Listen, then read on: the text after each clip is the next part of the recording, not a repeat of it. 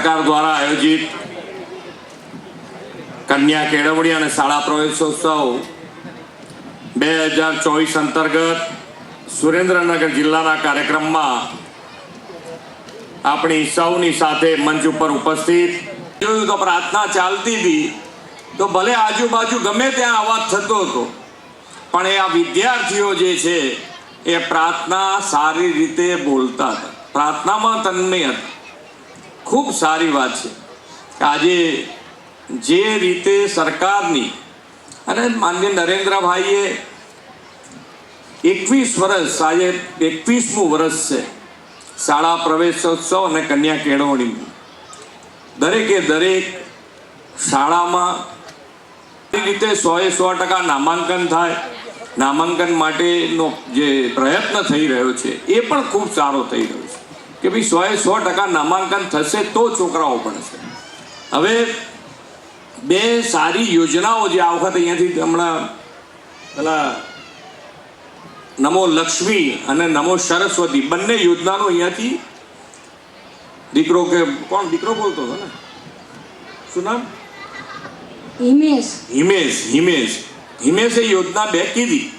આ બે યોજનાઓ શું છે તો વાલીઓ અહીંયા ઘણા બધા છે, વાલીઓ ખાસ ધ્યાન રાખે કે આ બંને યોજનાઓ નમો લક્ષ્મી ફક્ત વિદ્યાર્થીનીઓ માટે છે, એટલે દીકરીઓ માટે છે.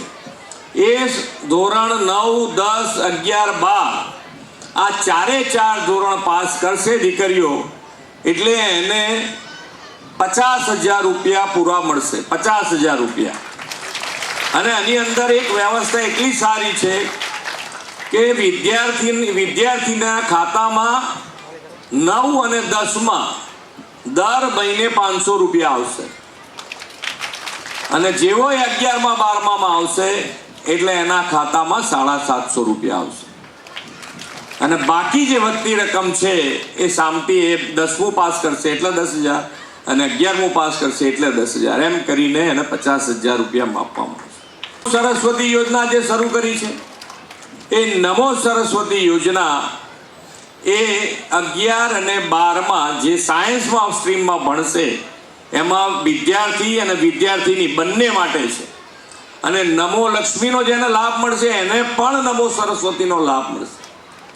એટલે એ 25,000 રૂપિયા 11 અને 12માં દરેક મહિને 1,000 રૂપિયા, અને છેલ્લે 12મું પાસ થાય એટલે બીજા 5,000, એમ કરીને 25,000 રૂપિયા એ પણ આપવામાં આવશે. એટલે ખૂબ સારી રીતે દીકરા દીકરીઓ ભણે એના માટેની ઘણી બધી યોજનાઓ સરકાર અને અહીંયાથી આપણે હમણાં જોયું એમ દરેક જણને સ્કોલરશિપથી માંડીને વિદ્યાલક્ષ્મી બોન્ડથી માંડીને દરેક જગ્યાએ પ્રોત્સાહિત કરવાનો સરકારનો પ્રયત્ન માન્ય નરેન્દ્રભાઈએ જે શરૂ કર્યો તો આજે પણ આપણે એની અંદર ઉત્તરોત્તર આગળ વધી રહ્યા છીએ. આ પણ દરેક સમાજને મળી રહ્યો છે. સામાજિક ઉત્થાન માટે સૌથી જરૂરી પાયામાં જો કોઈ વસ્તુ હોય તો એ શિક્ષણ છે. આપણે માન્ય નરેન્દ્રભાઈ ત્રીજી વખત વડાપ્રધાન બન્યા અને વિકસિત ભારત તરફ જ્યારે આપણે આગળ વધી રહ્યા હોય ત્યારે આપણે વિકસિત ભારતનો પણ મજબૂત પાયો જો આપણે નાખવો હશે તો એની અંદર પણ શિક્ષણ એટલું જ જરૂરી છે.